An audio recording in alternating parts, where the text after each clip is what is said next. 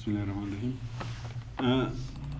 نن زموږ اساسي درس که چیرته زه فولډرونه په یو ډرایو کې ولرم، مثلا زه دغه ډرایو کې یا دې ډرایو کې یا په ډیسکټاپ باندې فولډرونه لرم، زه غواړم چې دوی منظم کړم، ترتیب یې کړم. اوس مثلا دغه کې فولډرونه دي، زه غواړم چې دا سره ترتیب کړم. څه رقم یې ترتیب کړم؟ د دې لپاره موږ مختلف آپشنونه لرو.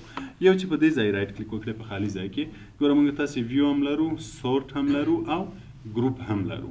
اول ویو دا معنا چې څه رقم ښکاره شي. ویو ما تاسو ته په ورډ پیډ پین په ټولو کې ویلې چې د ویو معنا څه شی ده؟ ښکاره کېدل ده. نو په دې ځای کې ویو دا معنا چې دا فولډرونه څه رقم ښکاره شي، مثلا غټ ښکاره شي، واړه ښکاره شي، دلته یې ټول شیان دي. سارټ یې بیا ترتیب کولو ته وایي. سارټ چې هر ځای کې و، د سارټ معنا ترتیب کول، منظم کول. که چیرې غواړئ چې منظم یې کړې، څه رقم یې منظم کړې، مثلا د حروفو په حساب، مثلا د شمارې په حساب باندې، نو بیا سارټ کوئ. او ګروپ چې ګروپ شي، جدا جدا شي، مثلا یو قسم فایلونه، یو پروګرام فایلونه جدا شي، د ورډ پیډ جدا شي، د پینټ جدا شي، فولډرونه جدا شي، دغه شو ته ګروپ وایي. نو موږ تاسې دلته درې مسایل لرو: ویو، سورټ او ګروپ. اول راځو ویو ته کتلو کې. اوس فعلا ګوره دې کې کوم یو ټیک مارک ده؟ ډیټیلز ټیک مارک ده. ډیټیلز مین معلومات. اوس ګوره دلته د فولډرونه چې دي، مثلا د ای بی فولډر ده، دلته ګوره بعضې معلومات ورسره دي چې ډیټ موډیفای، په دې فولډر کې په کوم تاریخ تغییرات راغلي، په کوم تاریخ تغییرات راغلي دلته به نوشتی چې 11 او دومره ټایم باندې، او دغه خپله چې شی ده فولډر ده. اوس که زه لاندې راشم، ګوره بعضې فایلونه هم لرو. اوس مثلا دا په دې فایل کې په کوم تاریخ باندې تغییرات راغلي دلته دا لیکلي دي، او دا د کوم پروګرام فایل ده دلته به دا لیکلي وي چې مایکروسافټ ورکشیټ دا د مایکروسافټ ایکسل فایل ده. یا مثلا دغه یو چې ده په دې تاریخ تغییرات پکې راغلي او دا د مایکروسافټ ورډ فایل ده. نو که چیرته موږ تاسې ډیټیلز کلیک کړي وي، نو بیا فولډرونه ټول دغه طرف ته ښکاري، ماوس په اشاره ورته وکړم، دغه طرف ته ښکاري، او دلته ډیټیلز هم ورسره راځي چې مثلا په کوم تاریخ جوړ شوی ده او خپله څه شی ده. دا په کوم صورت کې که چیرته موږ ډیټیلز کلیک کړی وي. که چیرته دلته سمال آیکن کلیک کوو، اول به سمال آیکن ته راشو، بیا دا ټول واړه ښکاري، معلومات به هم ورسره نه وي که چیرې موږ سمال آیکن کلیک کوو. او که چیرې په دې کې میډیم آیکن کلیک کوو، بیا به له هغه نه لږ غټ واوسیږي. بعضې فولډرو کې چې عکسونه وي، هغه به هم داسې واړه ښکاره شي. که چیرته راسن عکسونه پراته وي، مثلا دا عکس ده، هم به لږ وړ ښکاره شي چې دغه عکس ده. په دغه صورتو کې ګوره نه ښکاري. که چیرته دا شی له دې ځای نه هم کولی شو. که چیرته سمال وي، ګوره ښکاري نه چې په کوم فولډر کې عکسونه شته په داخل کې، یا کوم یو مووي ده یا کوم یو عکس ده. خو که چیرې موږ تاسې دلته میډیم سایز ورته وایو، بیا د دوی سایز نظر سمال ته لږ غټیږي. کوم یو کې چې مو ویډیوز وي، هغه وي، عکسونه وي، هغه بیا ښکاره کېږي.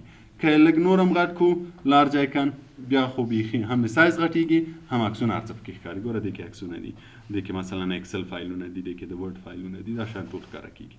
او که چیرته ایکسټرا لارج کړو، بیا به ډېر زیات غټ شي او هر څه به ښه پکې واضح بیا ښکاري چې کوم کې فولډر کې کوم شیان موجود دي. پوه شوئ؟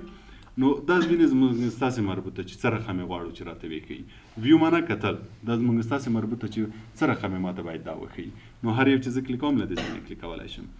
بل دلته لیست لرو. لیست ټول داسې لیستو غوندې درته راولي. ګوره یو لیست، دوه لیسته، چې هر څومره ډېر وي یو لیست به شي، بل همداسې مسلسل دغه ځای کې به ورسره بیا سکرول بار پیدا شي، چې څومره ډېر وي سکرول بار به دې خواته کش شوی، ټول به بیا درته ښکاري. خو معلومات به پکې موجود نه وي.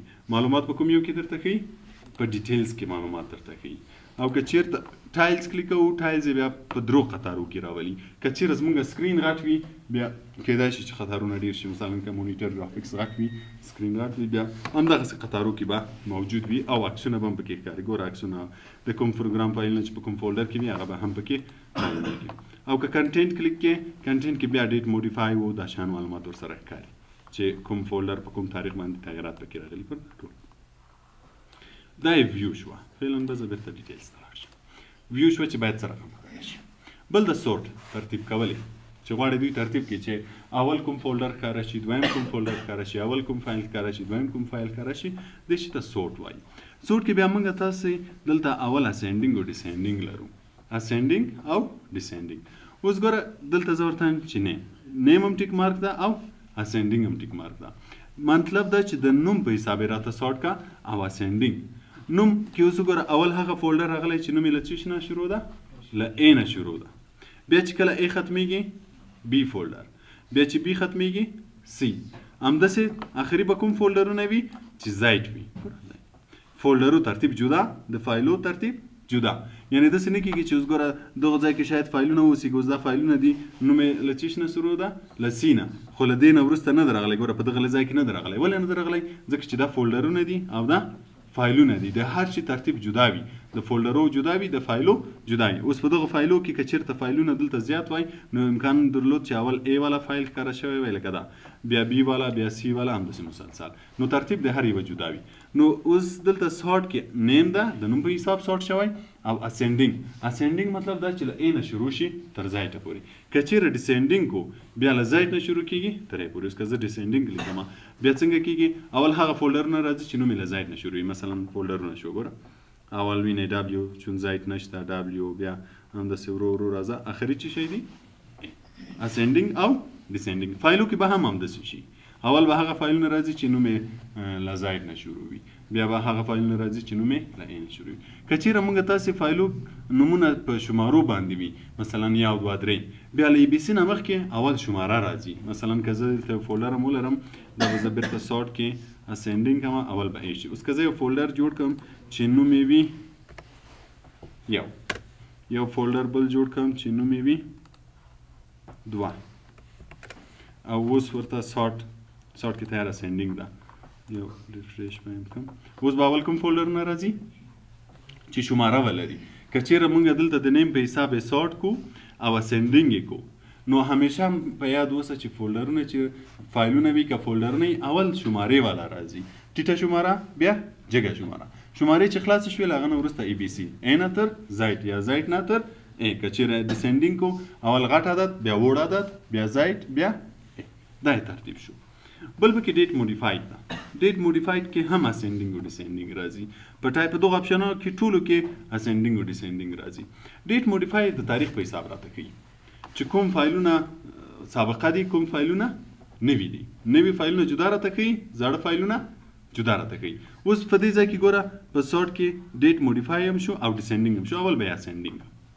اسینډینګ کې اول زاړه فایلونه راته ښیي بیا اخري نوي فایلونه راته ښیي اوس ګوره دغه فولډر کې دغه فولډر له ټولو نه سابقه ده که دلته تاریخ وګورئ مینې په کوم تاریخ چې تغیرات پکې راغلي د اول میاشتې 11 تاریخ د 2019 دا بیا ګوره نظر هغه ته زوړ ده دویمه میاشت 4 تاریخ ده ګوره همداسې ورو ورو دغه ګوره اخري نوي چې دا اوس ماوته جوړ کړه دغه دي نو اول زاړه راځي بیا نوي راځي فایلونه هم همداسې وي او که چېرته په دې ځای کې ډیسینډینګ کومه بیا به اول نوي راځي بیا به زاړه راځي ګوره اول فولډر کې دا راغله بیا دا راغله بل پکې ټایپ ده ټایپ بیا د هر پروګرام جدا جدا کوي مثلا فولډرونه جدا سارټ کېږي دغه ګوره ایکسل ټول سره یو ځای کړه بیا نو حروفو ته هم نه ځي ABC ته هم نه ځي د پروګرام په حساب ځي اوس ګوره دغه د ایکسل هغه دي فایلونه دي ګوره ټول یو ځای شو بیا دا د ورډ شو ټول یو ځای دا فولډرونه شو ټول یو ځای نو که چېرې موږ تاسې په یو فولډر کې په یو ډرایو کې ډېر زیات فایلونه ولرو د یو فایل پیدا کول درته مشکل وي نو ته کولی شې چې سارټ بای ټایپ یې کې تر څو د هر پروګرام فایلونه جدا شي نو بیا به صرف راشې چې د کوم پروګرام فایل دی پکار په مغو کې به یې وګورئ نو ضرورت به نه وي چې بیا موږ نورو کې وګورو نو دلته کولی شې چې د ټایپ په حساب هم کې چې د پروګرام په حساب درته وښیي او بل د سایز که چېرې د سایز کو بیا د سایز په حساب راته ښیي بیا دلته اسینډینګ او ډیسینډینګ ده چې اول درته غټ فایلونه وښیي چې سایز یې ډېر ده اول هغه درته وښیي بیا هغه درته وښیي چې سایز یې کم ده او که اول هغه وښیي چې سایز یې کم ده بیا سایز یې غټ ده اوس فعلا په دې کې ګوره ډیسینډینګ ده نو ګوره د دې سایز به دلته لیکلی وي د دغه فایل سایز څو ده دلته ګوره لیکل شوی 14.0 څو ده 1,14,000 که نه 14,000 کې وي د دې سایز ده بیا د دې سایز 3,096 کې وي د دې سایز اول غټ بیا وړ ګوره ته دې ځای وړ دا فایلونه شو اوس به فولډرونه وي د فولډرو سایز به بیا څنګه معلوموي په فولډر به رایټ کلیک کوئ پراپرټیز به کلیک کوئ دلته به یې ګوره سایز لیکلی وي سایز د دې سایز څو ده 0 ده تر اوسه پورې وینئ چې پکې نشته نو فایلو کې اول غټ بیا واړه فولډرو کې اول واړه بیا غټ که چېرته اسینډینګ کو بیا به سرچپه شي اوس ګوره فایلو کې اول هغه فایلونه چې سایز یې وړي بیا هغه فایلونه چې سایز یې غټ وي فولډرو کې اول هغه چې سایز یې وړي بیا هغه چې سایز یې زیات وي نو دلته کولی شو چې د سایز په حساب یې هم سور کړو دا سور شو بل دا ګروپ چې راته ګروپ یې وښیي مثلا زه ورته وایم چې د نیم په حساب یې راته ګروپ کړه اوس ګوره په دې ځای کې دا اول ګروپ دا کوم ګروپ ده چې نومونه یې له څو نه تر څو دي له 0 نه تر 9 دا ټول هغه فایلونه دي چې صرف فایلونه او فولډرونه چې نوم یې له دې ځای نه تر دې ځای ده. بیا له A نه تر H پورې دا ټول هغه دي چې له A نه تر H دي. دا I نه تر P لکه ډکشنري کې چې موږ تاسې حروف د ABC په حساب بیا پیدا کوو.